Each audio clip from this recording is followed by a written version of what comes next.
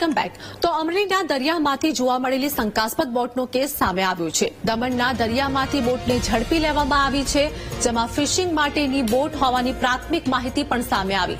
સેનાના હેલિકોપ્ટર દ્વારા બોટને આતરી લેવામાં આવી હતી। કોસ્ટગાર્ડે બોટમાં સવાર લોકોને રાઉન્ડ અપ કર્યા છે। બોટને પકડી પાડવા કોસ્ટગાર્ડે પેટ્રોલિંગ પણ શરૂ કર્યું છે।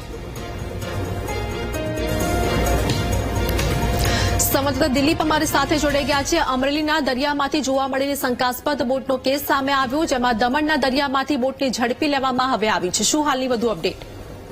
ગઈકાલે જાફરાબાદના એક માછીમારે દરિયા મધદરિયે એક શંકાસ્પદ બોટ જોઈ હતી। તેમણે કોસ્ટગાર્ડ અને અન્ય તંત્રને જાણ કરી હતી, જેના અનુસંધાને તંત્ર એલર્ટ બન્યું હતું। આ બોટ શંકાસ્પદ જણાઈ રહી હતી, જેથી અહીં હેલિકોપ્ટર મારફત આ બોટને ગઈકાલે જ આંતરી લેવામાં આવી હતી। લગભગ દમણ પાસે હાલ એનું લોકેશન મળી આવ્યું છે। જોકે હાલ પ્રાથમિક માહિતી મુજબ આ બોટ છે ફિશિંગ હોવાની પ્રાથમિક માહિતી મળી છે, ત્યારે બોટમાં કેટલાક લોકો સવાર હતા એને પણ રાઉન્ડ અપ કરી લેવામાં આવે છે। પોસ્ટ દ્વારા બોટ અંગે આ સઘન તપાસ કરવાની છે। બોટમાં રહેલા કોણ છે એ પણ હજુ કોઈ સ્પષ્ટ થયું નથી, કોઈ એજન્સી સ્પષ્ટતા કરી નથી, પરંતુ હાલ ફિશિંગ બોટ હોય તેવું સ્પષ્ટ જણાઈ રહ્યું છે। જી બિલકુલ દિલીપ, બોટમાં કેટલા લોકો સવાર હતા, તેમની પૂછપરછ ક્યારે શરૂ કરવામાં આવશે અને જે પ્રમાણે હાલ પેટ્રોલિંગ ચાલી રહી છે તે અંગે શું વધુ અપડેટ છે?